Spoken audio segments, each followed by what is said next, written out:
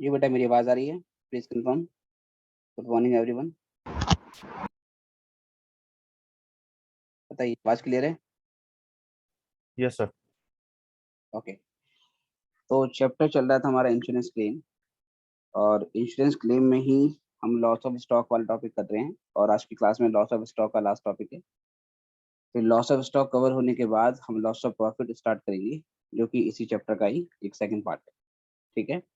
इस चैप्टर में दो टॉपिक हैं, एक insurance claim for loss of stock जो कि हम कर रहे हैं, और दूसरा है insurance claim for loss of profit जो कि नेक्स्ट क्लास में स्टार्ट होगा।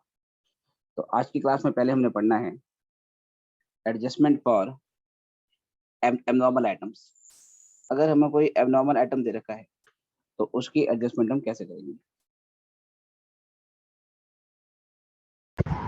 सर आपकी वॉइस लो आ रही है काफी। वॉइस बेटा आ रही है तेज? एक, हाँ अच्छा, 1 मिनट। हाँ, ये मेरे वन से कम है। 2 मिनट रुको बस। अब आ रही है आवाज? कुछ बेटर हुआ? Yes sir. राइट। तो एडजस्टमेंट फॉर एबनॉर्मल आइटम्स। अब एबनॉर्मल आइटम्स को हम किस तरीके से एडजस्ट करेंगे वो हमने इसमें सीखना है।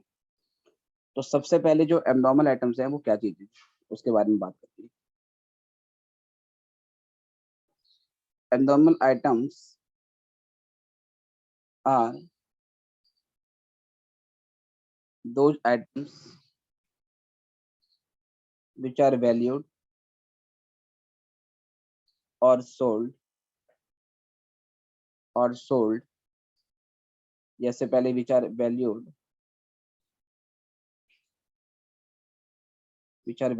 जो कि वैल्यू किए जाते हैं कैसे? 1 मिनट। हाँ, ये एक्टिवेट नहीं हो रहा। 1 मिनट, आइए, थोड़ा सा हैंग हो गया शायद।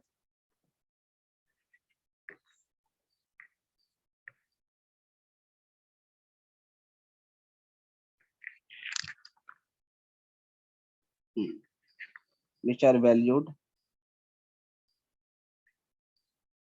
above or below cost, and it also includes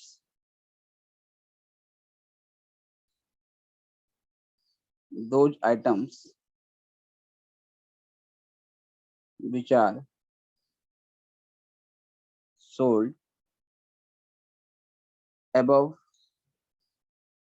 or below their normal selling price.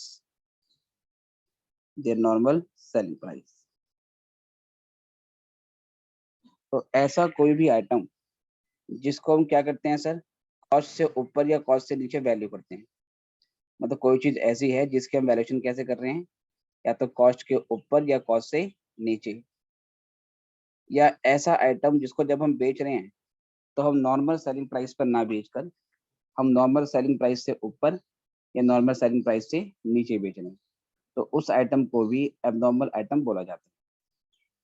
For example, कोई आइटम आप 100 रुपये में खरीदते हो और आप उसको नॉर्मली 120 रुपये में बेचते हो, बट ऐसे बहुत सारे आइटम्स में से कुछ आइटम्स ऐसे थे जिसमें से किसी को आपने 120 में ना बेचकर मान लीजिए 110 में बेचा है, तो नॉर्मल सेलिंग प्राइस 120 है, पर आपने उसको 110 में बेच दिया, या आपने उसे 120 में ना बेच के 125 में बेच दिया। ठीक है। तो ऐसे आइटम्स को क्या बोला जाएगा? इन्हें भी एबनॉर्मल आइटम बोला जाएगा। तो एबनॉर्मल आइटम वो आइटम होते हैं जिसको जब हम बेचते हैं तो या तो नॉर्मल सेलिंग प्राइस से ऊपर बेच देते हैं या नॉर्मल सेलिंग प्राइस से नीचे बेच देते हैं। या ऐसे आइटम जो हमारे पास अभी स्टॉक में है, लेकिन जब हम उसकी वैल्यूएशन कर रहे हैं तो उसको कॉस्ट प्राइस पे वैल्यू ना करके या तो कॉस्ट से कम पर वैल्यू किया जा रहा है, या कॉस्ट से ऊपर उसको वैल्यू किया जा रहा है। राइट। तो ध्यान रखना है, एबनॉर्मल आइटम्स अफेक्ट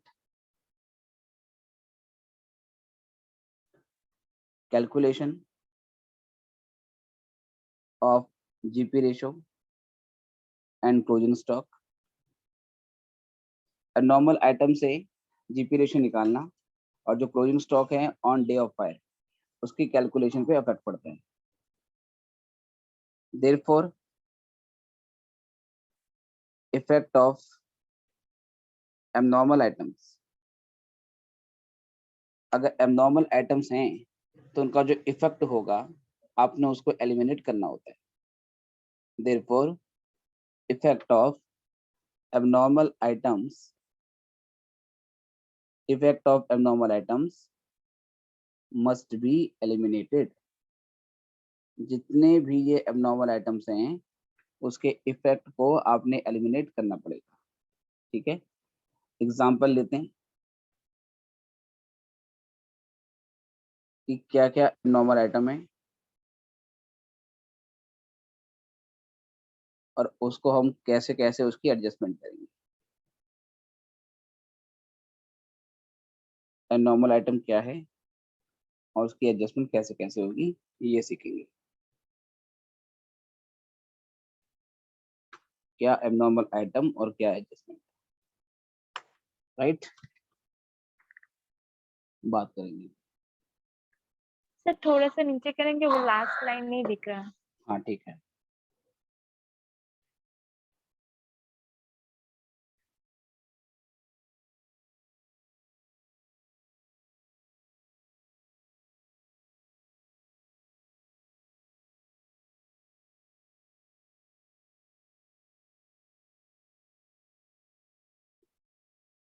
जी, तो एबनॉर्मल आइटम कौन कौन से होते हैं, इसमें पहला पॉइंट क्या है, जैसे previous year closing stock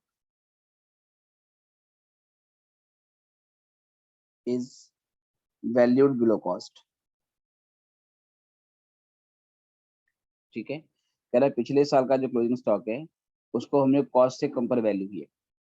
cost से कम पर वैल्यू क्या है, इसका क्या मतलब हो सकता है, जैसे बोलेगा कि पिछले साल का जो क्लोजिंग स्टॉक है उसकी कॉस्ट पे वैल्यू 50,000 थी, लेकिन हमने उसको 49,000 पे वैल्यू किया, मतलब हमने उसकी वैल्यू 49,000 ली है। ये क्यों ली है सर, क्योंकि आप AS2 पढ़ते हैं और जो AS2 है इन्वेंट्री की, जिसमें जो वैल्यूएशन है उसके बारे में बात करिए, उसमें ये बोला हुआ है कि inventory is valued at cost price और NRV which ever is less, है ना। कॉस्ट प्राइस पे या NRV को भी आप मार्केट वैल्यू समझ लो, दोनों में से जो वैल्यू कम होती है उस वैल्यू पे स्टॉक को दिखाते हैं। तो ऐसे ही क्या नाम है हुआ था कि पिछले साल क्लोजिंग स्टॉक का कॉस्ट प्राइस 50,000 था, NRV 49,000 था, तो हमने उसे कॉस्ट प्राइस पे ना लेके, उससे हमने कॉस्ट प्राइस पे ना लेके क्या करा, उसको हमने NRV पे वैल्यू कर लिया, तो 50 के बदले 49 दिखा दिया।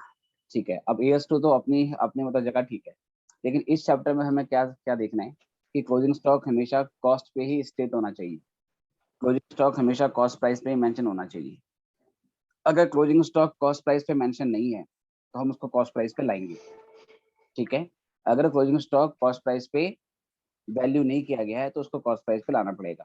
तो यहाँ पर कह रहा है कि प्रीवियस ईयर का जो क्लोजिंग स्टॉक है उसको हमने कॉस्ट से कम पर वैल्यू किया है, तो हम क्या करेंगे, उसको वापस कॉस्ट पे लाएंगे।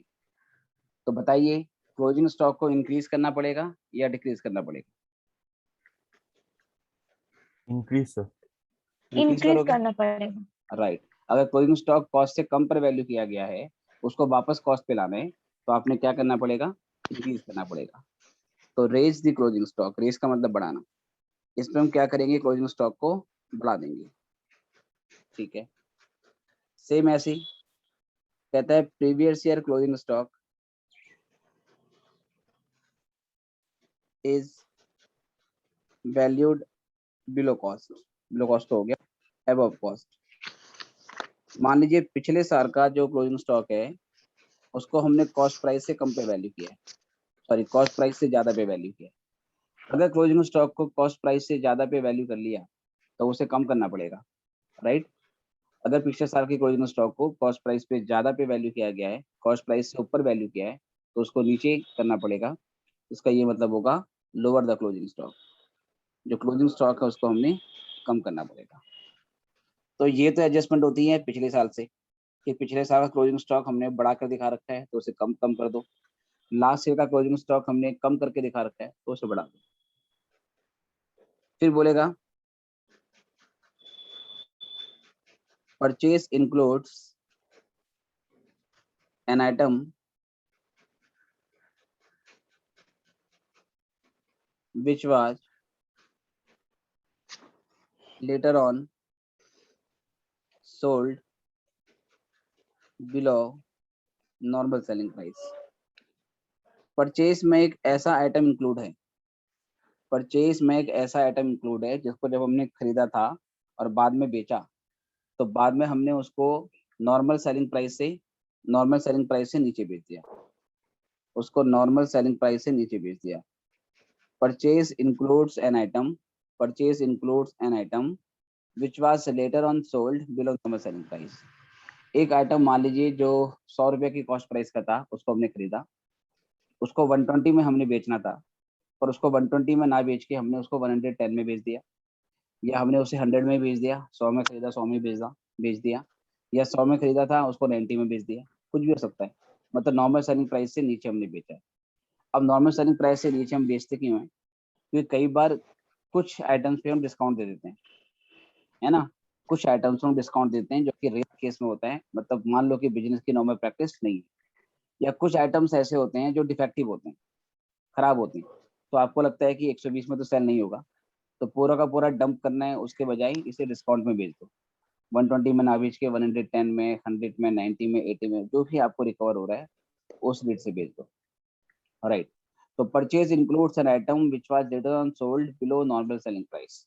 तो हम क्या करेंगे सर, चाहे उसको नॉर्मल सेलिंग प्राइस से नीचे बेचा हो, चाहे उसको नॉर्मल सेलिंग प्राइस से ऊपर बेच दिया हो, हम दोनों आइटम को, इस आइटम को एलिमिनेट करेंगे।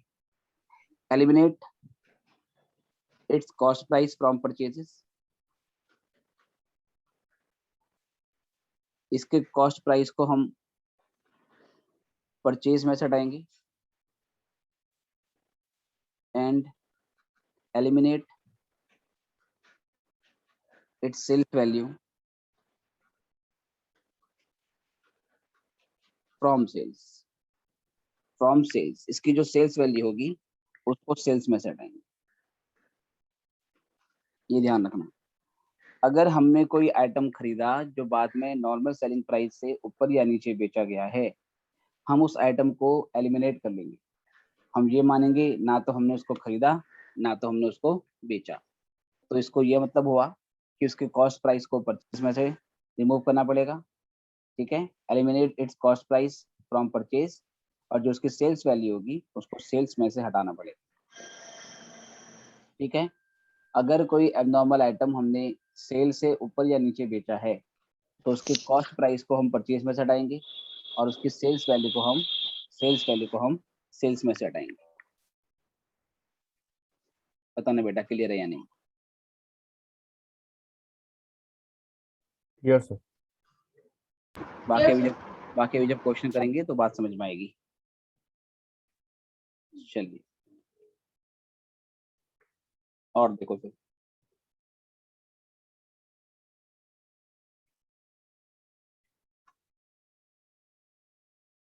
ओके, डी में कहते हैं opening stock includes an item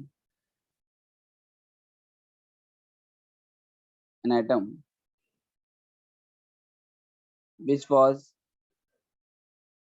later on sold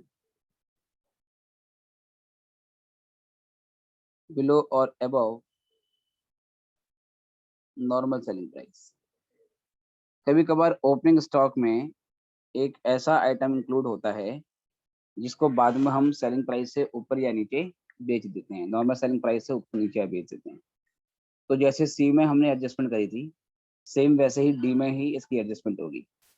सी में क्योंकि वो आइटम परचेज में इंक्लूड था तो हमने परचेज में से माइनस किया था। डी में क्योंकि ये आइटम ओपनिंग स्टॉक से बिलोंग करता है, ओपनिंग स्टॉक में इंक्लूड है, तो हम ओपनिंग स्टॉक में से हटाएंगे एट कॉस्ट प्राइस, और सेल्स वैल्यू में से हटाएंगे एट सेलिंग प्राइस। तो एलिमिनेट, एक मिनट सर ये कुछ गड़बड़ हो गया। हाँ चलो ठीक हो।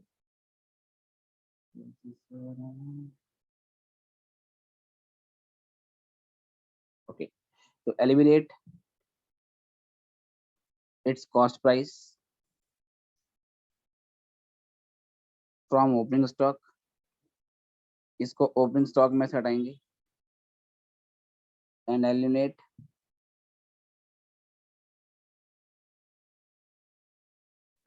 its sales value from sales price या फ्रॉम सेल्स गुड।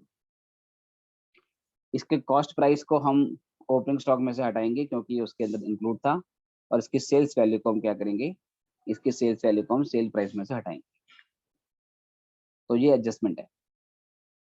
तो अगर क्लोजिंग स्टॉक में, ओपनिंग स्टॉक में, परचेस में, सेल्स में एबनॉर्मल आइटम इंक्लूड है तो आपने एबनॉर्मल आइटम के इफेक्ट को एलिमिनेट करना पड़ेगा। कैसे करेंगे? अगर closing stock below cost value किया गया है तो उसे बढ़ा दो, क्लोजिंग स्टॉक अगर अबव कॉस्ट वैल्यू किया गया है तो उसे कम कर दो। परचेस में कोई एबनॉर्मल आइटम इंक्लूड है जो बाद में नॉर्मल सेलिंग प्राइस पे नहीं बेचा गया है तो परचेस में से कॉस्ट प्राइस हटाओ और सेल प्राइस में से उसकी सेल्स वैल्यू हटा दो। अगर ओपनिंग स्टॉक में कोई एबनॉर्मल आइटम इंक्लूड है जिसको बाद में नॉर्मल सेलिंग प्राइस पर नहीं बेचा गया है तो ओपनिंग स्टॉक में से उसका कॉस्ट प्राइस रिमूव करना पड़ेगा और सेलिंग प्राइस में से, सेल्स में से उसकी सेल्स वैल्यू को माइनस करना पड़ेगा। ठीक है, इस पे सीधे क्वेश्चन कराऊंगा तो अभी आपको बात समझ में आएगी। इतना लिख लो पहले।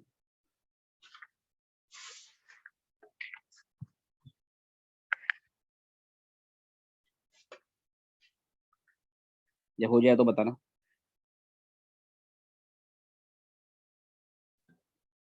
Done sir. जी बेटा, बाकी लोग बताइए। डन ठीक है, तो अब एक क्वेश्चन पे आएंगे। इसके अंदर का क्वेश्चन है, सीधे मैं वो करवाता हूँ, फिर मॉड्यूल वाले आप अपने आप करोगे। अदरवाइज मॉड्यूल वाला क्वेश्चन का आप क्या करोगे कि मैंने आपका फाइनेंशियल अकाउंटिंग भी एक्टिवेट कर दिया है तो मॉड्यूल में वो सारे क्वेश्चन सॉल्व हैं। ठीक है, मतलब ऐप में वो सारे क्वेश्चन सॉल्व हैं। तो जो क्वेश्चन मैं होमवर्क के लिए दूंगा, बाई चांस किसी में अगर आप अटकते हो तो फिर आपको वहां से पूरा करना है। 21 जून 2015 में आया हुआ क्वेश्चन है, ध्यान से देखना है। 15 दिसंबर 2014 को नागर लिमिटेड के जो प्रीमाइसेस हैं वो आग की वजह से डिस्ट्रॉय हो गए। कुछ रिकॉर्ड्स बचा लिए गए जहां से हमें कुछ जानकारी मिली है। तो स्टॉक 1 अप्रैल 2013 2,20,500 है। तो मुझे बताओ ये करंट ईयर का ओपनिंग स्टॉक है या प्रीवियस ईयर का ओपनिंग स्टॉक है? Stock at cost on 1 April 2013 current year का ओपनिंग स्टॉक है या पिछले साल का? करंट ईयर का। ध्यान से देखो। सर प्रीवियस ईयर का। पिछले प्रीवियस साल, ईयर क्या? हाँ पिछले साल का है क्योंकि हमारा करंट ईयर है 2014-15, राइट। तो ये पिछले साल का ओपनिंग स्टॉक है और पिछले साल का जो क्लोजिंग स्टॉक है वो 2,38,800 है। तो पिछले साल का क्लोजिंग मतलब कि इस साल का ओपनिंग। ठीक है, पिछले साल का क्लोजिंग मतलब इस साल का ओपनिंग। ये तो मैं डेटा दे दिया, इसकी मैं पिक ले लेता हूँ ताकि स्क्रीन अप डाउन ना करनी पड़े। 2 मिनट रुकेंगे, राइट। उसके बाद फिर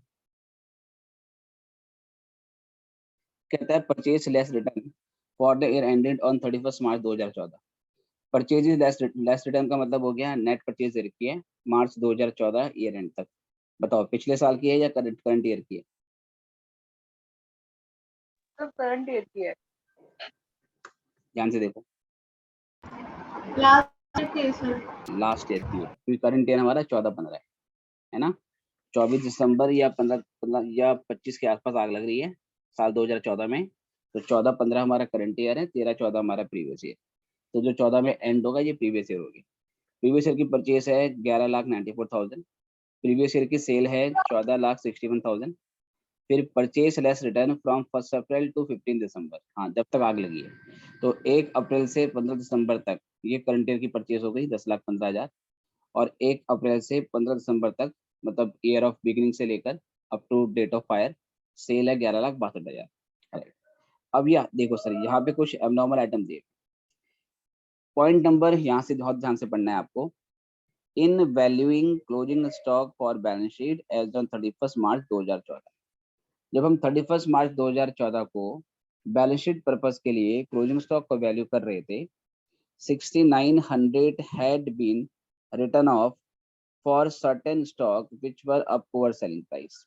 क्या कहना चाह रहे हैं, जब हम 31 मार्च 2014 के लिए बैलेंस शीट पर्पज के लिए क्लोजिंग स्टॉक को वैल्यू कर रहे थे, तो हमने क्लोजिंग स्टॉक में से 6,900 रुपए हटा दिए।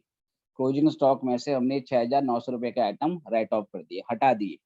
क्यों हटा दिए? क्योंकि उनका पुअर सेलिंग लाइन था, उनकी डिमांड आती ही नहीं थी कभी, बहुत टाइम से इन्वेंट्री में पड़ा हुआ था, उनकी कस्टमर ही नहीं आ रही थी, डिमांड ही नहीं हो रही थी। तो हमने माना कि ये आइटम कभी नहीं बिकने वाला। जब कभी नहीं बिकने वाला तो ये हमें कोई फ्यूचर इकोनॉमिक बेनिफिट नहीं देगा। अगर फ्यूचर इकोनॉमिक बेनिफिट नहीं है तो हम इसे एसेट की तरह मान के क्यों क्यों दिखाएं। ये मानते हुए हमने क्लोजिंग स्टॉक में से 6,900 रुपये हटा दी। ठीक है, जिसकी कॉस्ट कितनी थी?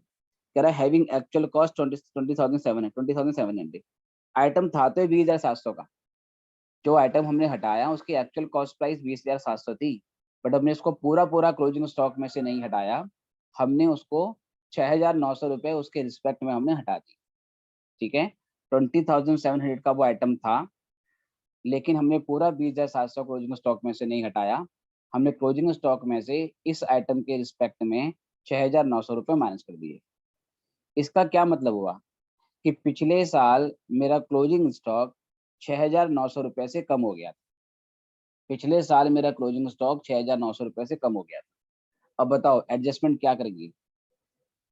पिछले साल का क्लोजिंग स्टॉक 6,900 से कम हो गया था, मुझे क्लोजिंग स्टॉक को वापस कॉस्ट प्राइस पे लाना है।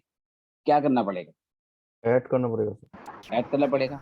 Everyone, Yes. पिछले साल अगर 6,900 कम किया गया है तो पिछले साल 6,900 को बढ़ाना पड़ेगा। ठीक है सर, आगे आ जाओ। आगे कहता है a portion of these goods were sold in June 2014। अब करंट ईयर में आ गए हम, 2014-15 हमारा करंट ईयर है। कह रहा है इस आइटम का एक पोर्शन, इन्हीं आइटम का एक पोर्शन, क्योंकि ये क्लोजिंग स्टॉक में थे पिछले साल, तो पिछले साल के क्लोजिंग स्टॉक से इस साल के ओपनिंग स्टॉक में कैरी फॉरवर्ड किए गए होंगे। तो ये आइटम जब करंट ईयर में आई, वही आइटम जब करंट ईयर में आया, तो इसका एक पोर्शन हमने जून 2014 में 750 रुपए के लॉस पर बेचा, जिसकी ओरिजिनल कॉस्ट 10,350 थी। चलो जी, 10,350 की कॉस्ट प्राइस वाला आइटम, बहुत ध्यान से सुनना, 10,350 की कॉस्ट प्राइस वाला आइटम अगर हम 750 के लॉस पर बेच रहे हैं, तो पहले ये बताओ कितने पर बेचा होगा? 10,350 की कॉस्ट प्राइस का आइटम अगर 750 के लॉस पे बेच रहे हैं तो कितने पे बेचा होगा? 9,600। हाँ, तो आपने माइनस किया होगा, 10,350 में से 750 माइनस किया, इसका मतलब 10,350 की कॉस्ट प्राइस वाला आइटम 9,600 पे बेचा गया। तो ये एबनॉर्मल आइटम है। ये एबनॉर्मल आइटम ओपनिंग स्टॉक में इंक्लूड है। कैसे सर? क्योंकि ये वही स्टॉक के बारे में बात कर रहा है जो पिछले साल के क्लोजिंग स्टॉक में था, वही इस साल ओपनिंग स्टॉक में आया, और उसी का एक हिस्सा हमने नॉर्मल सेलिंग प्राइस से नीचे बेच दिया। तो ये एबनॉर्मल आइटम बन चुका है, और मैंने बताया था कि एबनॉर्मल आइटम का क्या करते हैं, अगर ओपनिंग स्टॉक में इंक्लूड है तो ओपनिंग स्टॉक से कॉस्ट प्राइस हटाते हैं और सेल्स वैल्यू में से इसका सेलिंग प्राइस हटाते हैं। अभी प्रैक्टिस करेंगे तो और आपको समझ में आएगा। ठीक है, the reminder of this stock was now estimated to be worth the original cost. इसका जो बचा हुआ पार्ट है वो अब नॉर्मल बन चुका है। इस एबनॉर्मल आइटम का जो रिमाइंडर पोर्शन है that now has become normal, उसको ओरिजिनल कॉस्ट पे वैल्यू करना है। तो इसका मतलब अब बाकी बचा हुआ आइटम खराब नहीं है, वो पिछले साल जो हम खराब मान के चल रहे थे, अब वो इस साल में नॉर्मल हो चुका है। ये एक लाइन बोल दी गई है। इसका क्या इफेक्ट पड़ेगा अभी क्वेश्चन में मैं आपको बताऊंगा जब इसको सॉल्व करेंगे। सब्जेक्ट टू अबव, इसके अलावा बाकी आइटम पे हमारा जीपी रेशियो बिल्कुल यूनिफॉर्म रहा है।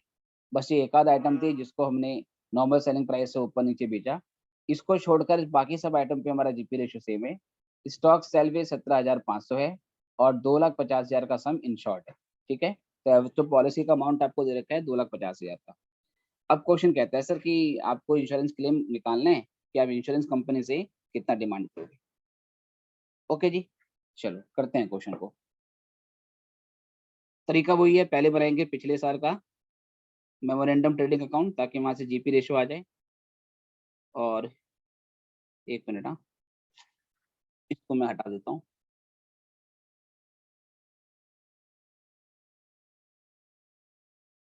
थोड़ा स्पेस से लेते हैं सॉल्व करने के लिए।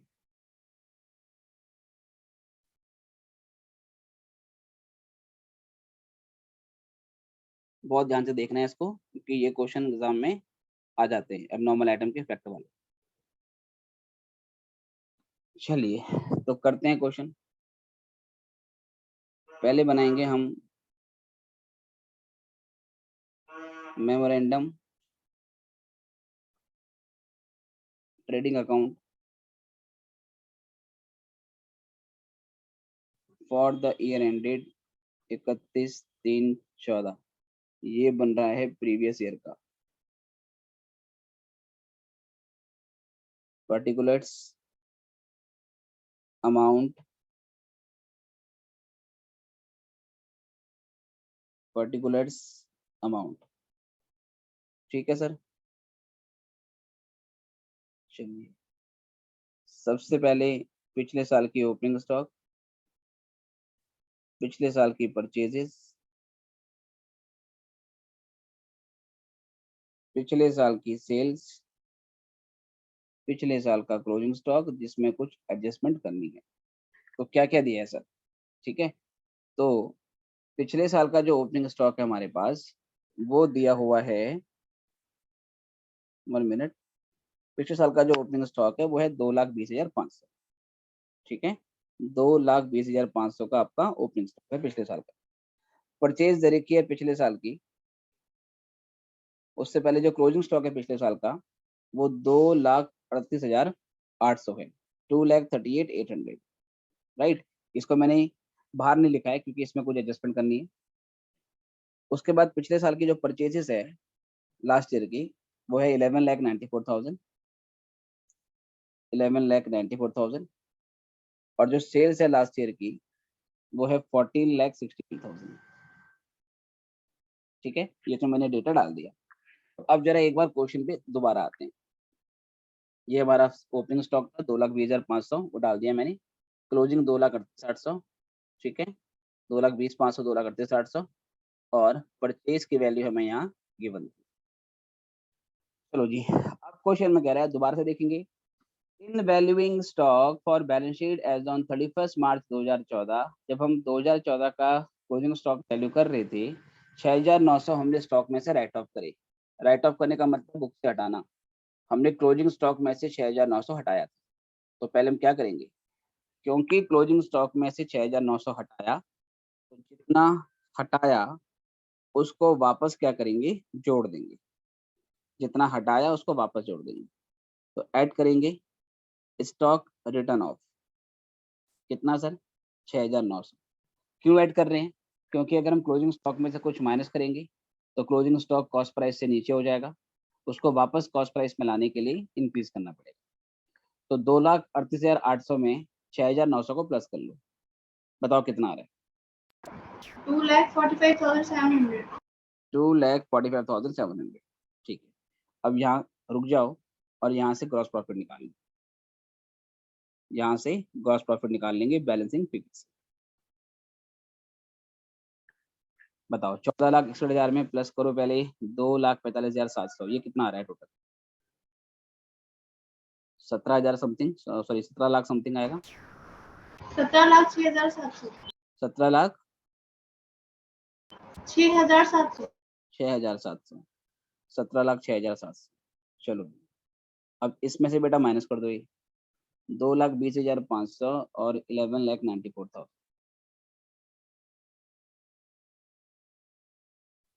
बताइए 2,92,200।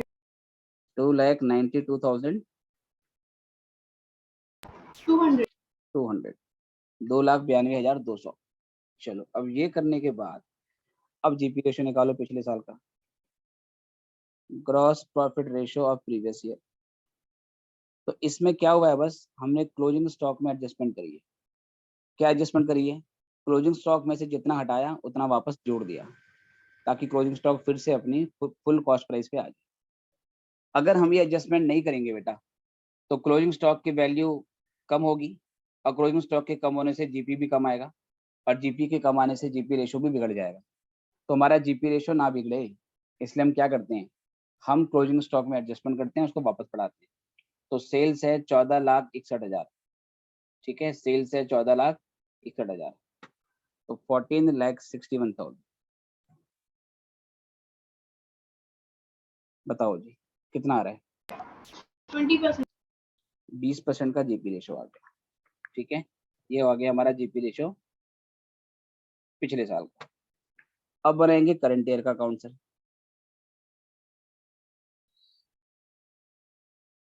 मेमोरेंडम ट्रेडिंग अकाउंट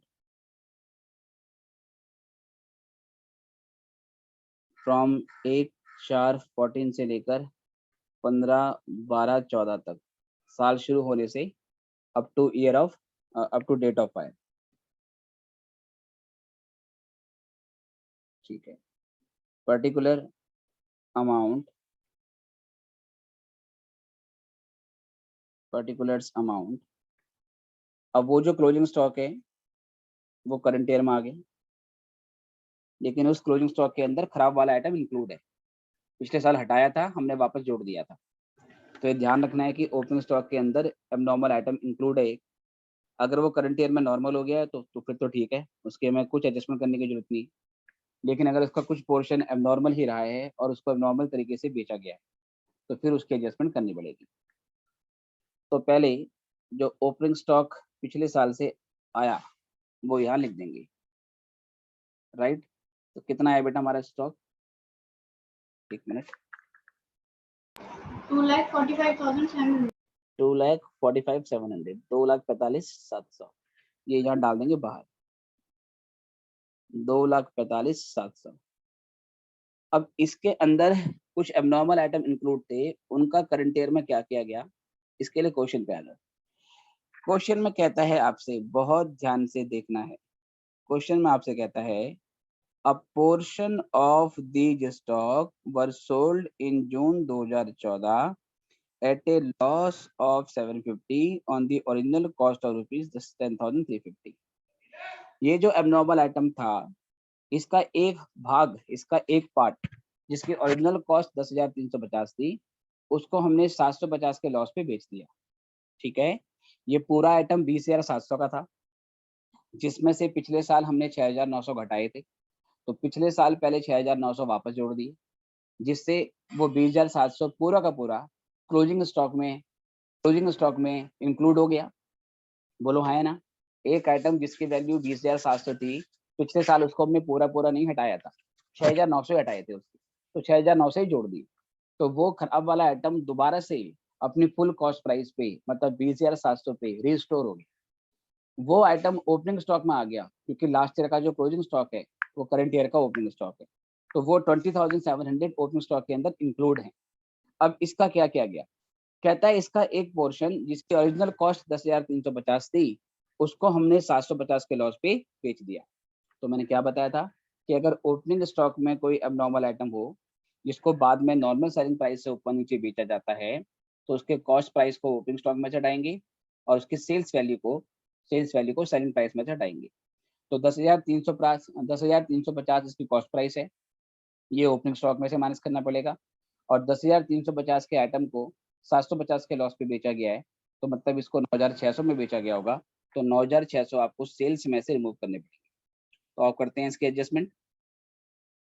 यहाँ पर आ गई, यहाँ लिखेंगे लेस, यहाँ लिखेंगे less cost of abnormal item sold, cost of abnormal item sold 10,350। बताओ जी कितना आया? 2,45,700 माइनस 10,350। एनीवन? 2,35,350। 2,35,350। अब इसी आइटम को बेटा सेल्स में चढ़ाएंगे, तो पहले करंट ईयर की सेल्स कितनी है वो देखनी पड़ेगी आप। तो करंट की जो सेल है आपकी वो थी 11,62,000, और 11,62,000 में से आप माइनस करोगे 9,600, जो कि इसकी सेल्स वैल्यू है। 11,62,000 less sales of abnormal item, abnormal item की सेल जो कि 9,600 है। तो 11,62,000 में से 9,600 को माइनस कर दो, हाँ दोबारा 11,52,400। 11,52,400। तो एबनॉर्मल आइटम जो बिक गया करंट ईयर में, उसका कॉस्ट प्राइस ओपनिंग स्टॉक में सेट आया और उसकी सेल्स वैल्यू सेल में सेट आ दी। बताओ पहले यहाँ तक क्लियर है या नहीं? Yes sir. Everyone? Sir opening stock वाला वैल्यू वो कहाँ से लिया? हाँ, जो पिछले साल का क्लोजिंग स्टॉक था, राइट, जो लास्ट ईयर क्लोजिंग स्टॉक आया था 6,900 बढ़ाने के बाद, यहाँ से लिया। Okay okay. ठीक है, हाँ वो यहाँ से इधर आया और इसके अंदर एबनॉर्मल आइटम इंक्लूड है, जिसको करंट ईयर में बेचा है, तो फिर हमने उसकी एंट्री यहाँ से की। चलो ठीक है, अब यहाँ से परचेज बताओ करंट ईयर की। किसी का माइक ऑन है बेटा, ऑफ कर लो अभी। तो परचेज आपकी जो करंट ईयर की है वो है 11,94,000। ठीक है, परचेज है 11,94,000। तो इसको डाल देंगे हम, परचेज 11,94,000।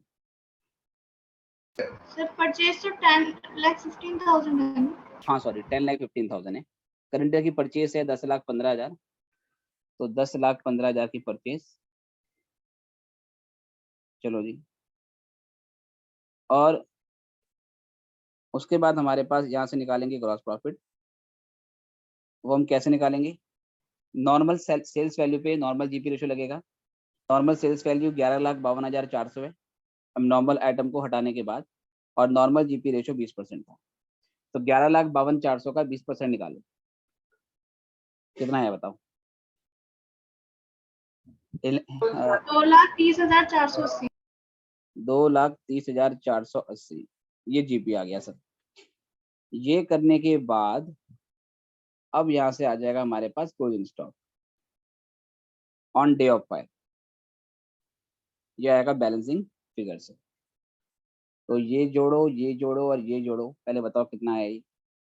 2,35,350 plus 10,15,000 plus 2,30,480, 2,30,480। इन तीनों को जोड़ो पहले। 10 तो 12, 12 और 2 14, 14 लाख समथिंग आएगा। बताइए कितना आ रहा है ये? 14,80,830। 14,80,830। ठीक है, इसमें से ये माइनस करो।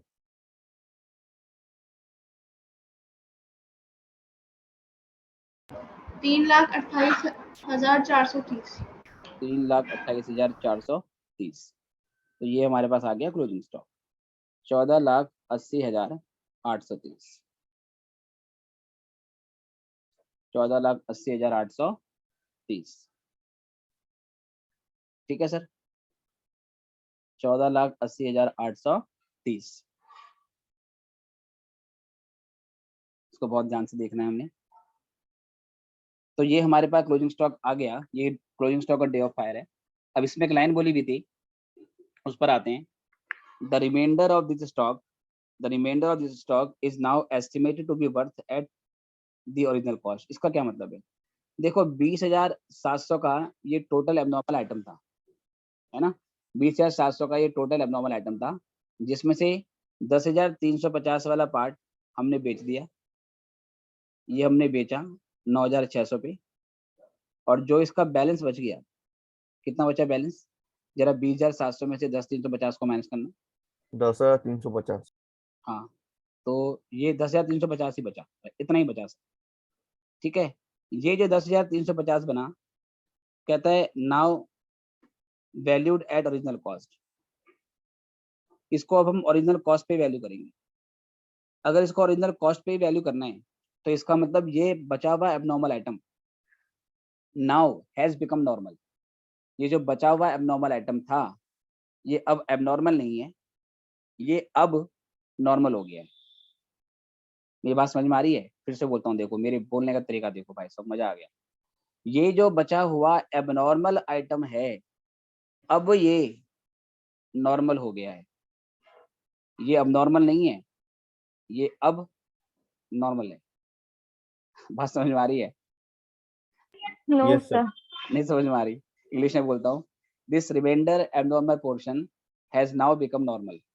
ये जो बचा हुआ 10,350 था ये अब नॉर्मल नहीं है, इंग्लिश वाला अब नॉर्मल नहीं है, ठीक है, ये अब नॉर्मल नहीं है, ये अब नॉर्मल है, ये अब नॉर्मल है। करंट ईयर में नॉर्मल हो गया। हाँ करंट ईयर में नॉर्मल हो गया, क्यों? क्योंकि बोल दिया है कि करंट ईयर में इसको हमने ओरिजिनल कॉस्ट पे वैल्यू करना, तो इसलिए इस बचे हुए पार्ट की कोई एडजस्टमेंट नहीं होगी। सर अगर ये बचे हुए पार्ट का कोई इंफॉर्मेशन नहीं दिया होता, मतलब हाँ किस तो भी हम वैल्यू ये पे मानेंगे, हाँ तो भी हम ये मानेंगे, अगर बचे हुए पार्ट के बारे में कुछ ना बोला हो तो भी हम ये मानेंगे कि ये बचा हुआ पार्ट नॉर्मल हो गया, फिर भी कोई एडजस्टमेंट नहीं होगी। लेकिन और कभी अगर कभार कोई, इंफॉर्मेशन दिया होता कि एबनॉर्मल है तो हाँ पूरा ही तो क्या करते, माइनस करना अभी होता। अभी वो आपको मैं समझाऊंगा। कई बार ये बोल देगा कि जो बचा हुआ बैलेंस आइटम है ना, ये भी 90% वैल्यू पे आपको उसको 90% वैल्यू पे लेना है, मतलब इसको अभी भी आपने खराब मान के चलना है और ये मान के चलना है कि ये 90% वैल्यू पे ही बिकेगा। कभी कभार ऐसे भी बोल देता है, उस केस में क्या करेंगे वो भी आपको मैं समझाऊंगा। फिलहाल तो अभी ये बोला हुआ है कि बचा हुआ पोर्शन नॉर्मल हो गया है ना, बचा हुआ पोर्शन नॉर्मल हो गया है, इसलिए इसके लिए अब कोई एडजस्टमेंट करने की जरूरत नहीं है, ठीक है। रिमाइंडर पोर्शन की कोई एडजस्टमेंट नहीं करनी है, क्योंकि ये बचा हुआ remainder portion now has become normal in current year, ये करंट ईयर में नॉर्मल हो गया। चलो अब यहाँ से बाकी का काम चालू होगा जो हम हर बार करते हैं, ठीक है। तो वो क्या करेंगे सर, स्टेप लगाएंगे अपने। Step 1, closing stock on day of fire कितना आया था, 3,28,430। कितना आया था बेटा? Yes sir. Yes sir. Sum in short कितना है, कितने की पॉलिसी ली है इसने, देखो सफिशिएंट है, 2,50,000। 2,50,000 की पॉलिसी ली है, तो इसका मतलब कि ये सफिशिएंट नहीं था। 2,50,000 का कवरेज लिया 3,28,430 को कवर करने के लिए, तो सम इन शॉर्ट को आप चादर मान सकते हो कि चादर छोटी पड़ रही है और लेंथ ज़्यादा है 3,28,430 की, तो बोलेंगे hence average clause will be applicable. Average clause will be applicable पूरा लिख देना, because sum in short is lesser than the closing stock on day of fire. चलो फिर यहाँ से step number 2, closing stock on day of fire rupees 3,28,430 less करेंगे stock salvage. कितना stock recover कर लिया था हमने, कितना स्टॉक कर लिया था? 17,500। 17,500 रिकवर हो गया था। 17,500 माइनस कर दो, तो अब यहाँ से बाकी क्या बचा? एक्चुअल लॉस हो गया ये हमारा, एक्चुअल लॉस ऑफ स्टॉक। चलिए 3,28,430 में से 17,500 को माइनस करो, 3,10,930। 3,10,930, 3,10,930 ये हो गया हमारे पास एक्चुअल लॉस। अब यहाँ से स्टेप नंबर 3 जिसमें हम निकालेंगे insurance claim lost. I hope you know the formula, कि फॉर्मूला क्या है इसका। मैं डायरेक्टली क्या करूँगा, सीधे अप्लाई कर रहा हूँ। सीधे अप्लाई कैसे करूँगा सर, कि हमारा कितने का हमारा सम इन शॉर्ट था और कितने का स्टॉक था। 2.5 लाख का हमारा सम इन शॉर्ट था, closing stock on day of fire 3,28,430 था, और एक्चुअल लॉस हमारा 3,10,930 का हुआ। फॉर्मूला याद है, sum in short upon closing stock on day of fire, एक minute, sum in short upon closing stock on day of fire multiplied by actual loss. तो बताइए कितना आ रहा है ये? 2,36,679। 679 पॉइंट के बाद क्या है? 0 है सर। ठीक है, तो 2,36,679 ये हमारा answer. 2,50,000 divide by 3,28,430 multiplied by 3,10,930, तो इतने का इंश्योरेंस क्लेम बनता है हमारा।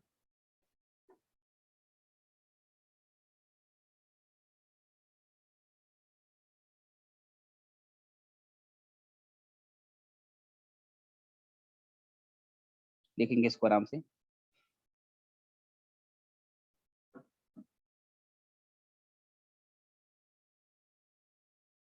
उसके बाद इस मुद्दे पे आएंगे कि अगर वो बचा हुआ बैलेंस पोर्शन नॉर्मल नहीं रहता, अगर वो करंट ईयर में भी एबनॉर्मल की तरह कंटिन्यू करता तो क्या करते, उस पर बात करेंगे। पहले ये लिख लो,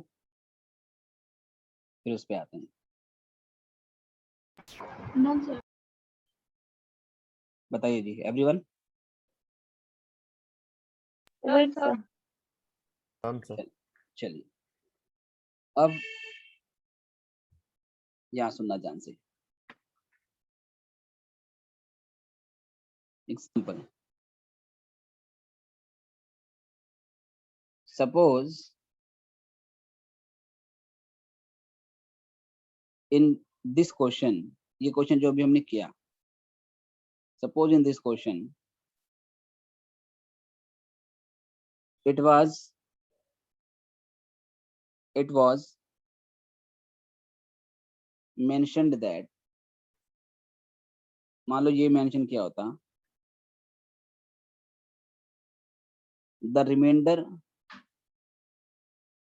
of this atom is expected to be sold at 90% of its cost.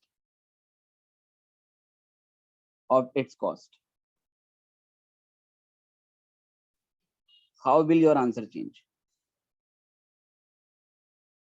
How will your answer change? आपका आंसर में क्या चेंज आएगा? पहले लिखो, फिर मैं समझा रहा हूँ कि किस लाइन को हटाकर मैं कौन सी लाइन ला रहा हूँ इसमें। Suppose in this question it was mentioned that, the remainder of this item is expected to be sold at 90% of its cost. मान लो कि जो आइटम बच गया है उसको जब भविष्य में बेचा जाएगा तो भविष्य में भी वो 90% वैल्यू पे ही बिकेगा, उसको कॉस्ट प्राइस से कम पर बेचा जाएगा। ऐसे आज एक्सपेक्टेशन है, ऐसा आज हम उम्मीद कर रहे हैं। ठीक है, तो क्या एडजस्टमेंट करनी पड़ेगी, पहले लिख लो उसको, करते हैं।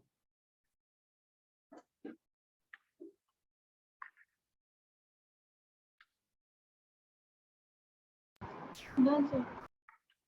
जी बेटा, एवरीवन क्लियर है? Done sir. ओके, कैसे करेंगे देखो, क्वेश्चन पे वापस आता हूँ। क्वेश्चन पे जो ये लाइन थी ना, ठीक है, इसको मैं हटा रहा हूँ, मतलब समझ जाना, ये लाइन को हटाकर, जो लाइन जो मैं इसे सर्कल में कर रहा हूँ, इसको हटाकर वो लाइन आ गई है, बाकी सब कुछ सेम है। ये जो लाइन थी, the reminder of the stock was now estimated to be worth at original cost, मान लो ये लाइन हट गई और इसके बदले क्या बोल दिया सर, इसके बदले हमें बाकी बात बोल दी। एक मिनट, थोड़ा ब्राइटनेस बढ़ाता हूँ मैं, हाँ ठीक है। अब मान लो इसके बाद ये बोल दी हमें, ये लाइन बोल दी sir, the reminder of this portion is expected to be sold at 90% of its cost. मतलब अब ये हुआ कि जो बचा हुआ आइटम है, वो बचा हुआ आइटम है, वो अभी भी क्या है, बचा हुआ आइटम अभी भी क्या है, एबनॉर्मली, राइट। उस केस में क्या करते, बहुत ध्यान से देखना, मैं अपने क्वेश्चन में ही थोड़ा सा चेंज करूंगा। इसी सॉल्यूशन में पहले 2,45,700 में से हमने 10,350 हटाए, है ना। इसमें से पहले हमने 10,350 हटाया, क्यों हटाया, क्योंकि ये तो वो एबनॉर्मल पोर्शन है जो हमने बेच दिया है, तो कॉस्ट प्राइस यहाँ से हटाया और सेलिंग वैल्यू हमने इसके यहाँ से हटा दी। बाकी का जो बचा वो अभी भी एबनॉर्मल है, तो उस बचे हुए एबनॉर्मल को भी मुझे हटाना पड़ेगा। तो ये आया था 2,35,350। मैं यहाँ पे लिखूंगा less cost of unsold abnormal portion, cost of unsold abnormal portion, तो उसकी कॉस्ट प्राइस भी 10,350 ही है, उसका कॉस्ट भी क्या है, 10,350 ही है। तो 2,35,350 में से 10,350 हटा दो, समझ रहे हैं। 2,45,700 में से पहले 10,350 तो घटेगा ही, ये क्या है, cost of abnormal item sold, जो बिक गया उसका एबनॉर्मल आइटम, उसका कॉस्ट प्राइस यहाँ से हटाया, और सेल्स वैल्यू को यहाँ से हटा दिया, ये तो करना ही पड़ेगा। अब एक्स्ट्रा क्या होगा, बचा हुआ जो एबनॉर्मल पार्ट है, बचा हुआ जो एबनॉर्मल पार्ट है वो भी हमने एलिमिनेट करना पड़ेगा पूरा का पूरा, क्योंकि वो अभी भी क्या है, एबनॉर्मल। तो 10,350 आप इस 2,35,350 में से माइनस कर दो। अब बताओ कि 2,35,350 में से 10,350 लेस करने के बाद कितना बचेगा? शायद ये आएगा 2,25,000, यस सर। ये आएगा 2,25,000। अब ये टोटल भी चेंज करना पड़ेगा आपको, फिर ये कितना आएगा बताओ? ये चेंज करना पड़ेगा। देखो आप तो पूरा नोट करना, मैं तो इसी में ही कर रहा हूँ, अपना टाइम जो है उसको सेव करने के लिए।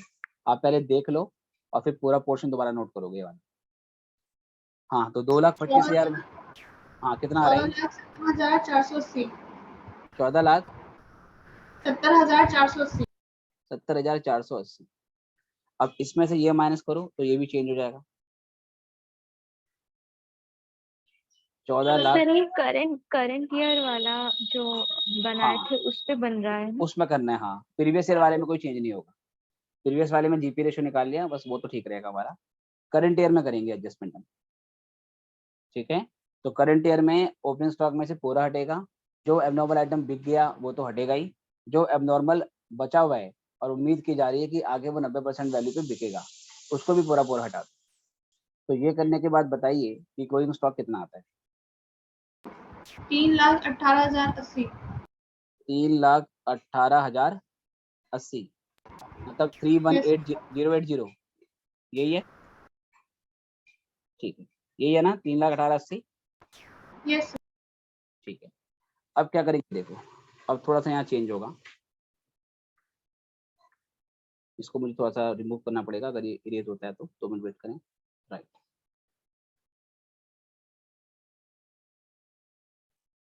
अब जो मैंने अनसोल्ड आइटम पूरा पूरा हटा दिया 10,350, क्या वो पूरा पूरा खराब हो गया?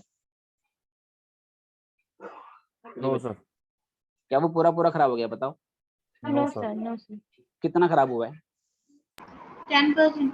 हाँ 10% ही खराब हुआ है, तो बाकी 90% तो मिलेगा ही ना, बाकी 90% तो मिलेगा ही।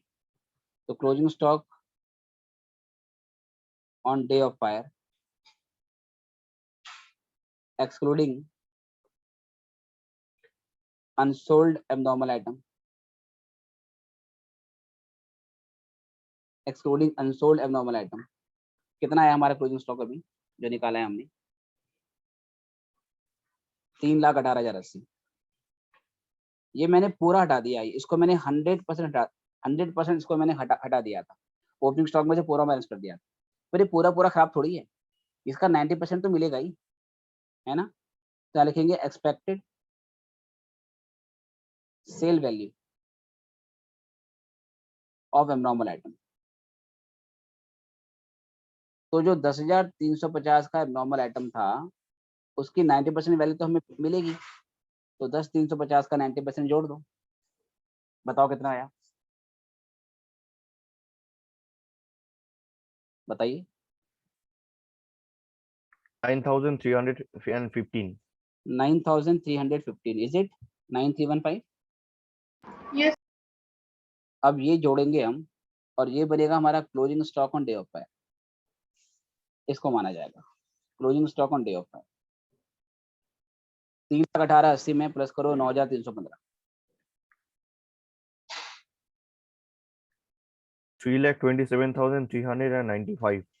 3,27,395, 395। राइट। तो ये हमारी क्लोजिंग स्टॉक की वैल्यू है, राइट। तो मैंने क्या करा देखो, और आप और कैसे कर सकते हो वो भी मैं आपको बता रहा हूँ, क्योंकि कई बार कुछ किताबों में अलग तरीके से क्या होता है और सब कुछ ठीक होता है, ठीक सीने होते हैं, बस इंटरप्रिटेशन और मतलब प्रेजेंटेशन चेंज हो जाती है। मैंने कहा जो बचा हुआ एबनॉर्मल आइटम है, अगर वो अभी भी एबनॉर्मल है, अगर बचा हुआ एबनॉर्मल आइटम अभी भी एबनॉर्मल है तो उसको पहले आप ओपनिंग स्टॉक में से हटाओ। बट जब बाद में आप क्लोजिंग स्टॉक निकाल लो एज ए बैलेंस फिगर, फिर आप अपने आप से बोलो कि यार जो बचा हुआ आइटम था क्या उसके बदले 1 पैसा भी हमें नहीं मिलेगा? नहीं, कुछ तो मिलेगा ना, कुछ तो मिलेगा। तो हम उसकी सेलेबल वैल्यू को वापस हमारे क्लोजिंग स्टॉक में जोड़ देंगे। तो क्योंकि 90% वैल्यू उसकी मिल जाएगी, तो उसको हमने 90% में जोड़ दिया। अल्टीमेटली मैंने किया क्या, पहले 100% हटाया, बचे हुए एबनॉर्मल आइटम का 100% हटाया और बाद में 90% जोड़ दिया। मैं एक तरीके से और कर सकता था, आप गेस कीजिए कि और कैसे कर सकता था। एनीवन? मैंने 100% ओपनिंग स्टॉक में से घटाया और बाद में 90% जोड़ दिया। एक तरीका और था, बताइए। 10% लेस करके। हाँ, ऐसे भी कर सकते थे। जो क्रेडिट मैंने साइड यहाँ पे लॉस ऑन सेल भी दिखा सकते हैं। क्या चीज, क्रेडिट साइड में लॉस ऑन हाँ सेल भी तो लिखा सकते हैं कर 10%। सकते हो, कर सकते हो, ऐसा भी कर सकते हो। ऐसे देखो कैसे, दो तरीके हैं। पहला, मानसी ने बोला सर 10% ही घटा दो। मैंने कहा मतलब, मानसी ये कहना चाह रही है सर आपने जो ये 10,350 पूरा हटाया, यहाँ पे पूरा मत हटाओ, यहाँ पर 10% ही घटाओ। 10,350 का 10% निकालो 1035, आप यहाँ 1035 भी माइनस करो। जब 1035 माइनस करोगे तो आपने 10% ही घटाया है, तो बाकी जो ये क्लोजिंग स्टॉक आएगा इसमें 90% वैल्यू ऑलरेडी इंक्लूड होगी। जब 90% वैल्यू ऑलरेडी इंक्लूड होगी तो फिर आपको सर अलग से फिर नीचे ऐड करने की जरूरत नहीं पड़ेगी। एक तरीका ये है। विकास क्या कह रहा है, सर ऐसे भी कर सकते हो। सर कैसे, कि आप 10% का लॉस दिखा दो। मतलब विकास कह रहा है सर ये 2,45,700 में से 10,350 जो आपने बेच दिया 10,350, ये तो पूरा पूरा माइनस करो, उसकी कॉस्ट माइनस कर दो। बचे हुए आइटम पे 10% का लॉस है, तो यहाँ क्रेडिट साइड में by loss on abnormal item के नाम से, 10,350 का 10% निकालो और वो लॉस यहाँ दिखा दो।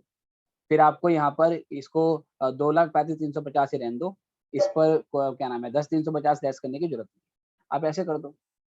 मैंने कहा ऐसे भी ठीक है सर, कोई आपकी दिक्कत वाली बात नहीं है, जो आपकी मर्जी है। लेकिन नॉर्मली क्या क्या नाम है कि मतलब प्रेफर किया जाता है, या तो जो आपको मैंने बताया कि पहले पूरा हटाओ और बाद में 90% वैल्यू को जोड़ दो, या तो इस तरीके से करते हैं, राइट। अगर ये नहीं करना है तो आप सोचो कि 100% पहले हटाएंगे और बाद में 90% जोड़ेंगे, तो क्यों ना सीधे 10% ही घटा दें। तो आप यहाँ पर 10% घटा के भी कर सकते हो।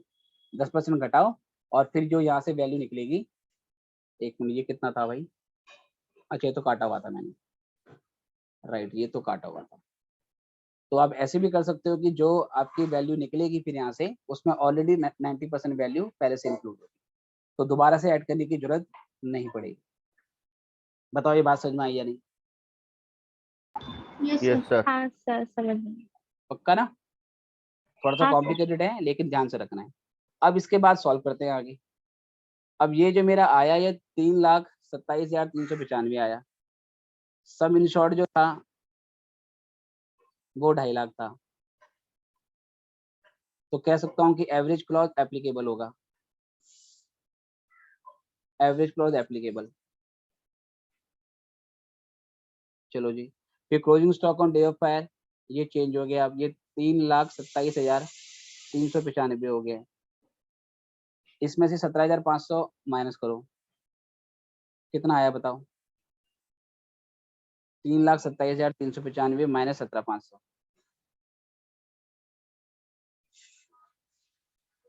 3,27,395 माइनस 17,500, 3 3 लाख लाख 9। 3,09,895, 895। 895, ठीक है। अब फिर यहाँ से सर वो निकालना है हमें, तो 2.5 लाख डिवाइड बाई ये चेंज हो जाएगा, ये आएगा 3,09,895 और इंटू 3,10,930,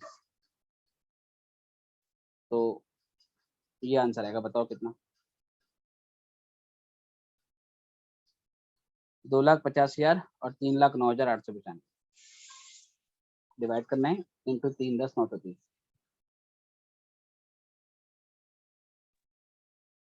2,05,835। ठीक है, 2,05,835। तो ये इस तरीके से आपका फाइनल आंसर आ गया। ओके, तो ये था क्वेश्चन जो कि मैंने नीचे बताया था कि अगर ऐसे बोला होता तो क्या होता, ये था। और यहाँ से चेंज के आएंगे हमारे आंसर में, चेंज के आएंगे वो आपको दिखा देता हूँ। पिछले साल के जीपी रेशो में कोई चेंज नहीं आएगा, ये सेम रहेगा, ठीक है। लास्ट ईयर का जीपी रेशो तक सेम रहेगा, इसमें कोई फर्क नहीं पड़ेगा, क्योंकि जो भी हुआ है वो उसमें हुआ है। ये पहला पोर्शन सेम रहेगा, ध्यान रखना। आप चाहो तो